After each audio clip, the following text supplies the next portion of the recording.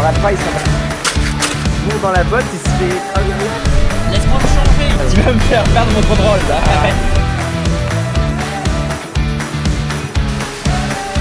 Tu vas t'en aller ou quoi?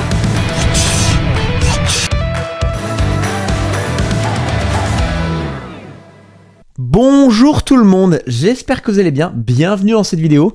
Je fais cette intro ici parce que tout simplement j'ai malencontreusement supprimé l'intro de cette vidéo que j'avais faite.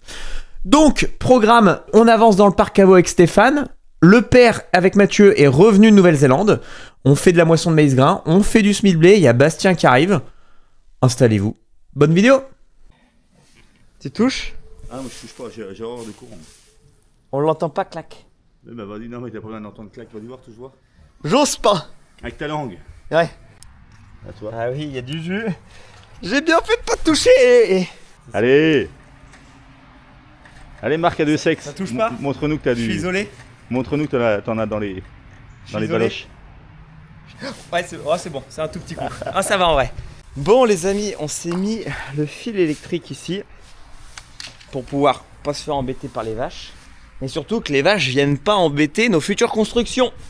Puisque là, la priorité des priorités, ça va être de faire le parc à veaux pour pouvoir, juste après les naissances, pas isoler les veaux, hein, ils iront à leur mère, etc. Mais qu'ils puissent, eux, les veaux, s'isoler quand ils ont envie. Parce qu'ils aiment bien de temps en temps être tranquilles. Et nous, parfois, ça peut être pratique quand tu veux aller les boucler, aller les soigner, aller un peu les manipuler parce que tu as 2-3 trucs à faire sur eux, du soin ou autre chose. Ils ont un petit parc à veaux où c'est des barrières de telle sorte où il n'y a que eux qui peuvent passer. Et puis même nous après ça nous permettra d'alloter si on veut isoler une vache ou quoi. Vous verrez comment c'est fait, mais il y aura 4 barrières de 3 mètres où on pourra jouer avec les barrières, bref. Et regardez là, regardez, c'est pas magnifique. Elles ont le soleil du matin là qui vient, c'est impeccable là. Super. Elles sont... Surtout en Normandie, vous allez voir quand il fait des moins 10, moins 15 le matin. Les moins 10, moins 15 en Normandie. Non, mais déjà les moins 10, moins 15, on n'aura plus d'eau dans le truc. Donc, ouais.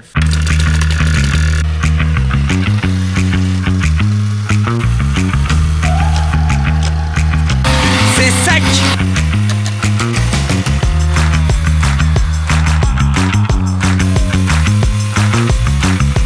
Allez, change de zub. On va mettre à plus gros. Mon père. Ah ouais. Alors, Ouais. ça fait quoi de retomber dans l'élevage? Bon, ça sera pas bon. Le père, t'as fait combien d'années d'élevage dans ta carrière? Moi, je sais pas, moi j'ai. C'est-à-dire que j'ai jamais eu de. J'ai pas travaillé avec de la vache à lait. Hein. Oui. On boit du taurillon. T'as jamais fait de vélage quoi? Non. T'as fait que du taurillon toute ta carrière? Ouais. Le taurillon, on a commencé en élevant des veaux de 15 jours, tu sais, qu'on démarrait au lait, en poudre et tout. Et puis quand on a augmenté le nombre de taurillons, on est passé à acheter du broutard. Donc moins compliqué en soi. T'avais jusqu'à combien de taurillons à l'année? Vous êtes monté jusqu'à combien? On sortait un peu plus de 200. Ah oui, 200, ouais. Ouais. Je crois. Ouais. C'est-à-dire que quand on achetait du broutard, c'est arrivé que il y avait du chevauchement. C'est-à-dire qu'on achetait du broutard et tout n'était pas parti. Oui. Le père retour à l'élevage. Bon, il a dit quand on a dit qu'on reprenait les bêtes, il a dit je veux rien savoir, vous démerdez. Ah ouais. Alors, t'es parti en Nouvelle-Zélande, tu reviens, il y a du blé de semé, maïs grain chez Gilbert terminé, du maïs de partie, du blé de partie et des vaches d'arrivée. Il n'y avait pas tout ça. Hein. En attendant, le bon vieux, il va causer aux Chinois. Oui, bah lâche-toi. Ah, il fait beau apparemment là-bas. C'est vrai? Ouais. Il fait nuit, non, surtout? Ouais, il fait nuit, ouais, bah. Pas mal là. Eh ben écoute, On va pas plus profond? comme dirait l'autre. Oh, non, allez, non, je vais encore sortir une connerie. Vas-y. Non, Ah, ils attendent que ça. allez. Oh, allez, t'as envie qu'on te Il y a encore des petits supplie. gamins qui regardent, putain. Attends, les petits, poussez-vous là. Voilà, bouchez vos oreilles. Allez, comme un doigt dans un cul. Oh. Le père, il en peut plus de notre duo. Il en peut plus, à chaque fois il est outré. Il s'en va. C'est vraiment des troubadours.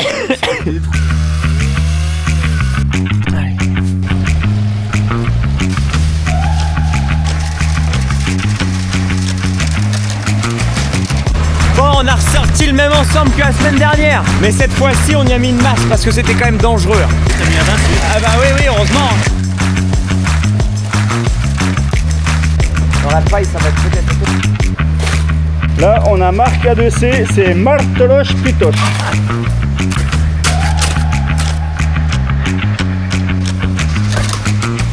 Bon, impeccable. comme on a restreint un peu l'endroit pour le week-end, on va remettre une paille là devant, là, regardez. Là, sur le devant, ça manque de paille. Ça manque de paille ici sur le devant. Donc on va repailler avant le week-end, comme ça, on va mettre une... Oh putain. Oh, je l'espère que je l'ai. Elle bourre dans la botte, il se fait écraser. Regarde. Non, mais, c'est dur. Mais sois excité. Il n'y a plus qu'à donner le foin. Et week-end, par contre, la semaine prochaine, ce week-end, c'est changement d'heure. La semaine prochaine, il va faire nuit de bonne heure. Donc rapidement, on essaiera de mettre des spots en hauteur. L'électricité devrait bientôt être faite, finalisée à la ferme. J'avais dit là qu'on avait fait nos tranchées, qu'on faisait l'électricité. Ça devrait bientôt se finaliser. On va tirer 2 spots en haut parce que oui, ça va être complicado. À 17h. Et bah ça mange. Il va faire comme le grand-père, le père maintenant à retraite. Non. Et bah, c'était les derniers moments où il arrivait bien à se balader. Bah, son truc c'était venir tous les jours devant les taurillons. On avait 60 taurillons. Et puis compter tous les taurillons, savoir s'il y avait le nombre à chaque fois, etc. C'était son truc, il kiffait. Donc tu vas faire pareil maintenant.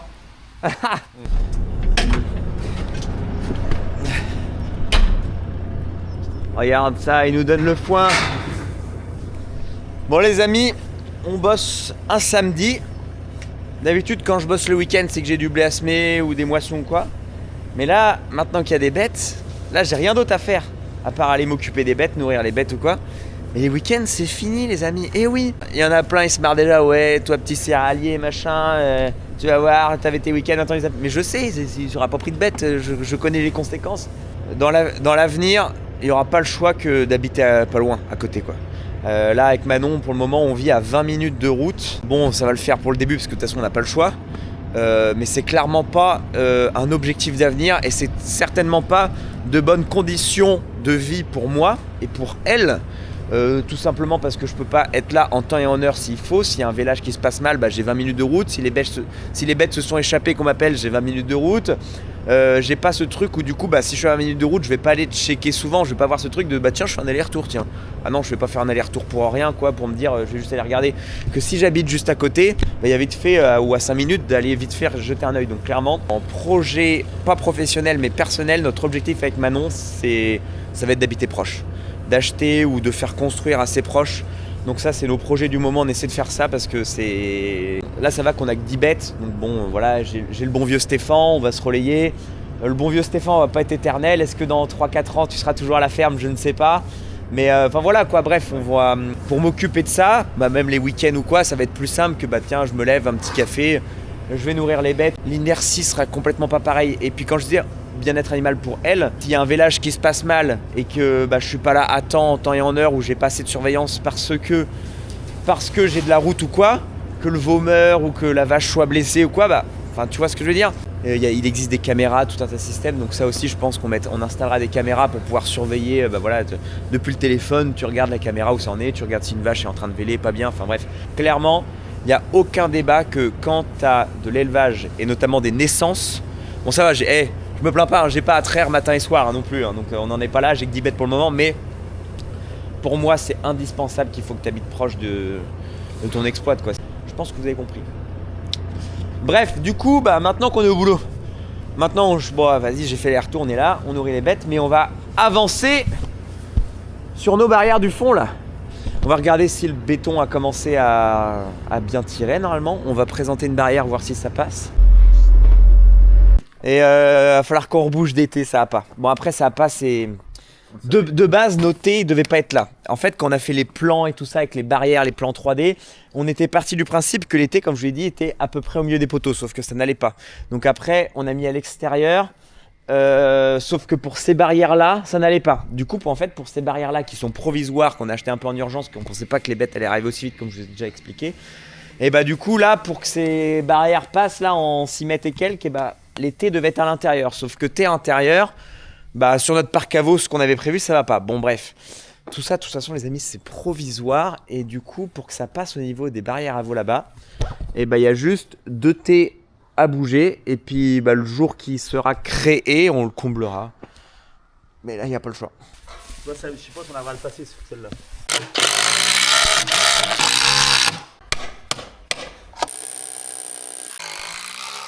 On va prendre là. Hop. Laisse-moi me changer. Allez. Si je viens comme ça va pas le faire.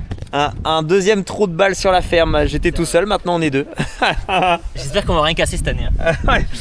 Et oui les amis, là on va reprendre la batteuse. On va aller essayer de moissonner 10 hectares de maïs grain pour faire tout simplement la première cellule sécheuse. Donc, et il y a le Bastien qui est arrivé pour faire son fameux vlog quoi. Il essaie tous les ans de venir au moins une fois pour faire un petit vlog ensemble. Donc le voilà arrivé pour être à deux dans ce chantier. Les poteaux, on moissonne des dégâts de sanglier. Et le B, il fait des plans. il est en route pour cracher son drone. Arrête. Il fait, fais gaffe, il y a des fils électriques. Là, Et à chaque fois qu'il vient, il crache son drone, c'est simple.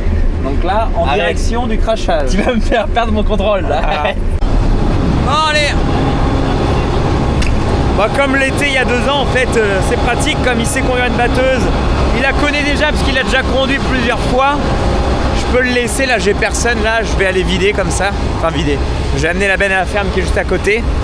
Et puis comme ça je laisse continuer à battre en attendant.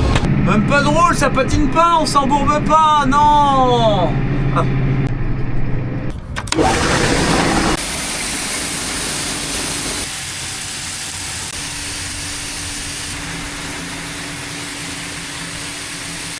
Ah ouais. Bon on vire ça parce que ça enlève quasiment rien quoi, puis limite ça enlève du... Bon si j'ai retiré ça, mais regardez, 2-3 trognons, bon c'est pas ça qui va loin, et puis sans ça, bon bah... C'est du maïs, hein, c'est pas du... Il n'y a pas de déchets quoi, c'est du maïs un tout petit peu concassé, donc bon ça t'enlève du poids, et puis le maïs concassé quoi, c'est pas ça qui est dérangeant, de toute façon ça va finir pour l'animal, ça va finir en farine ou concassé, ou... Bon c'est pas ça qui... ouais ça limite quand même vachement le débit, donc on le vire. Et puis comme ça on va gagner notre temps. Bah ouais, tu vois, en fait cet achat là on l'a acheté pour le maïs, pour se dire qu'on enlève plein de follicules ou quoi. Ça irait pour du maïs qui serait déjà à 15 d'humidité je pense. Mais là à humide ça décolle pas grand chose. Et finalement bon bah c'est pas quand même un achat poubelle hein, parce que finalement on s'en sert vachement bien pour le blé. Et on gagne quand même des points de PS à l'utiliser pour le blé. Hein. Ça va être mieux comme ça hein. Et bah 28,6. Et bah écoutez, c'est bien, bonne nouvelle. De sécher du maïs en dessous de 30% d'humidité, ça va être beaucoup plus facile au niveau de la cellule sécheuse. Au niveau des vis de brassage, ça va pas bourrer, ça va pas patiner, ça va user moins de gaz, ça va... Il y aura... Enfin, souvent t'es obligé de vider une benne pour en remettre entre deux, donc peut-être qu'on va devoir faire ça, mais... c'était tous les jours qu'on est obligé d'en faire, enfin c'est galère de sécher le maïs grain quand il est bien humide. Donc là 28 ça devrait être plus simple. Tant mieux, bonne nouvelle. J'ai jamais séché du maïs en dessous de 30 d'humidité, hein. Ça c'est...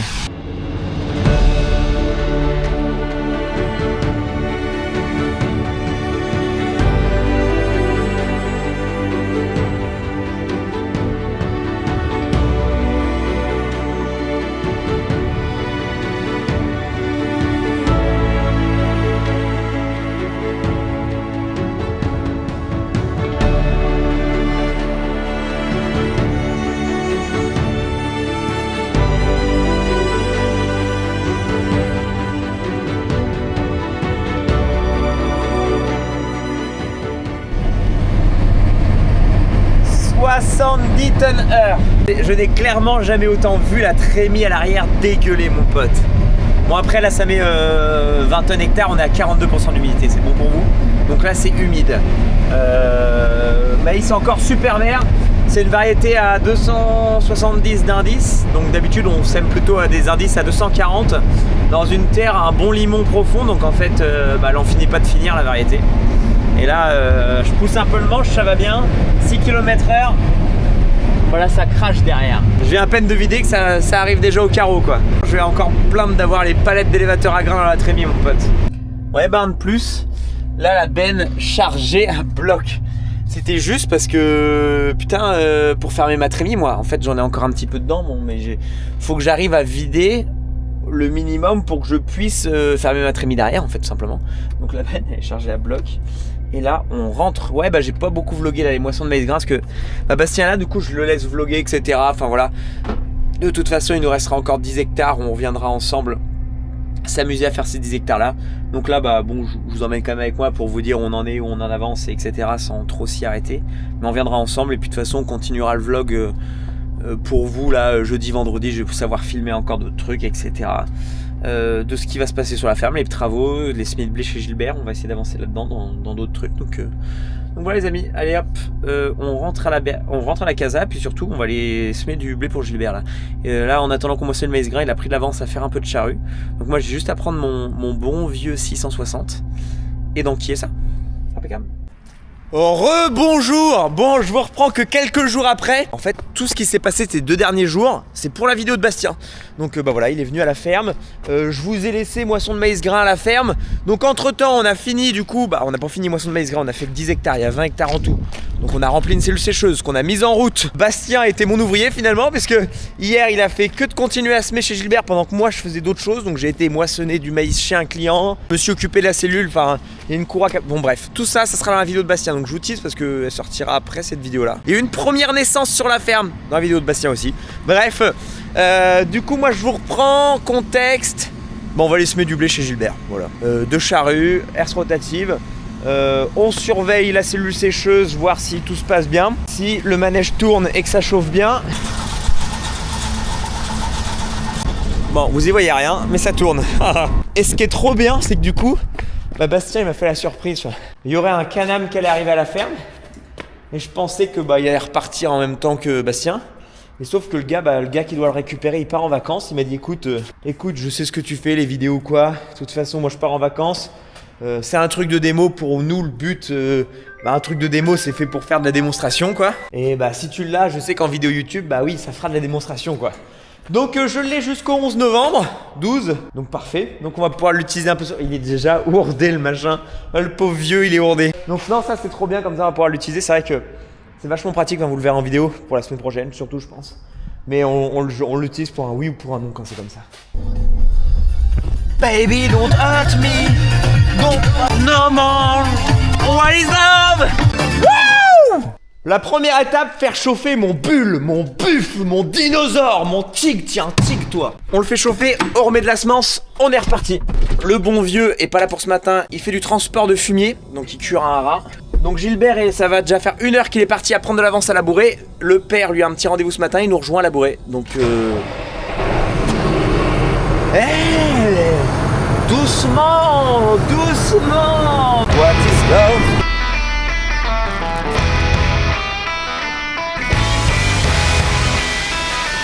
Avec des gants classe, je vais être 3 fois plus efficace.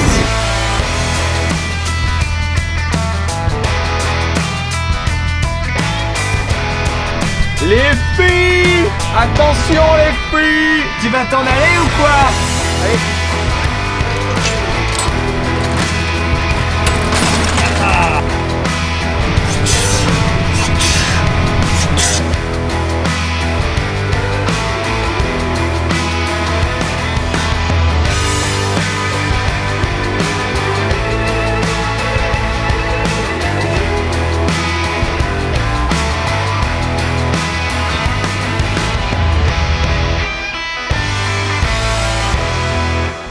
Bon, je vais chercher vite fait des semences parce qu'il va nous manquer des semences pour finir à semer chez Gilbert. Et puis moi, de toute façon, j'avais rattrapé la charrue, mon père va pas tarder, donc de toute façon, c'est moi qui prends le plus d'avance. Donc c'est moi qui vais chercher les semences qui manquent. Allez hop, il va manquer de big pad. Faut que je rebaisse la remorque. Comment ça marche? J'ai jamais conduit un bousin comme ça. Pas une poignée sur le côté ou quoi, électrique, non? Ça se fait depuis l'intérieur. Je pense que j'aurais pu encore chercher des heures. J'aurais jamais trouvé. Sous le siège, voilà. Impeccable enfoui. On y va. Impeccable. Ah, et voilà. Impeccable bien. Accule Iveco. Parce que je sais pas combien on a le droit de porter, mais ça se trouve je suis pas dedans. Oh la vache, regardez-moi ça. Le bon vieux de retour. Le fils prodigue de retour. De retour de ces Nouvelle-Zélande. Ouais. Bon, c'était comment? Ah, c'était incroyable. Bon, bah nickel. Beau paysage. T'as traité les vaches? Sympa. Ah ouais, boulot sympa. T'as fait quoi, des vélages? Oh oui, beaucoup. Donc Plus d'une centaine. Plus d'une centaine de vélages? Ah oui, facile. Les gars, il est mieux formé que moi pour s'occuper des bêtes, donc impeccable, il va savoir faire. Bon, bah nickel. Tout le monde repart et il est 19h30, fin de journée. Et bah putain, 9 hectares et demi de fait aujourd'hui, donc je suis plutôt content. Bon bah j'ai pas commencé de bonne heure, j'ai commencé qu'à 10h. Donc fin de journée les potos. On va aller faire crêpe party avec la ZAM. Quart de tour. Allez, passer d'un semoir à l'autre. Attention, il y a du branle-bas de combat. Le Mathieu dans le 400, le Stéphane dans le 800, moi dans le 600. C'est petit part. 8 hectares et demi. Ouais, c'est limite, mais bon, de toute façon on ne retrouvera pas forcément de bonnes conditions. Ils annoncent de la pluie la semaine prochaine. Là, on vient d'avoir 2 jours sans pluie depuis qu'il s'est remis à pleuvoir après le 15-16 octobre. Là, il a plu un peu tous les jours. Là, il n'y a que ce créneau-là qu'on arrive à avoir. Ça va le faire. Le top, ça aurait été de déchaumer aujourd'hui, qu'on est sûr que demain il pleuve pas ou normalement ils annoncent de la pluie ce soir, et que tu laisses blanchir et puis que je viens que le lendemain, quoi. Mais bon, après c'est un semis que je vais semer en surface. Donc c'est pas grave, parce que c'est vrai que quand on sème nos blés en ce moment et qu'on sème un peu en profondeur et qu'on est limite comme ça, c'est bof. Parce que là c'est un semis en surface puisqu'il n'y a pas de désherbage ni rien. Ça descend là, roue plombeuse, donc il y a le grain qui est tout juste rappuyé, donc contact terre-graine, la herse derrière qui recouvre, et le but c'est qu'on voit pas non plus de graines en surface qui viennent se faire picorer ou quoi, que ça soit quand même enterré. Quand je gratte, vous voyez là je viens de gratter à peine que je ressors une graine, là aussi. Passer d'un semoir à l'autre. Et on reprend là où on s'est arrêté, au Smith Gilbert. Pulvé. On traite ce qu'on a semé chez Gilbert. Et je reprends la caméra pour tout simplement conclure cette vidéo avec vous. Dernière nouvelle, la cellule sécheuse est quasiment sèche. Première année depuis au moins 4-5 ans qu'on a réussi à sécher une cellule de maïs grain sans encombre. Enfin, j'avais changé une petite courroie, enfin ça vous verrez dans la vidéo de Bastien, mais quand je dis sans encombre, c'est-à-dire que le maïs a réussi à sécher correctement, quoi. On n'a pas dû faire tout un tas de manœuvres de retirer une benne pour en remettre une dedans, pour essayer de brasser tout ça. Ça a super bien séché parce que les vis sans fin ont réussi à bien brasser correctement. Pourquoi ils ont réussi à bien brasser correctement contrairement aux autres années? Au printemps, on y a démonté le plancher avec Stéphane, on a tout lavé, tout enlevé, tout était à moitié bouché, donc ça séchait mal, et comme ça séchait mal, ça séchait correctement une partie de la cellule et l'autre non. Du coup le manège il n'arrivait pas à bien circuler, enfin bref, tout le tintouin qui nous foutait le bordel. Et aujourd'hui ça a séché d'une traite, sans encombre, sans... Donc c'est agréable, c'est moins de charge mentale, il n'y a pas à surveiller, à faire tout un tas de manigances ou j'en sais rien.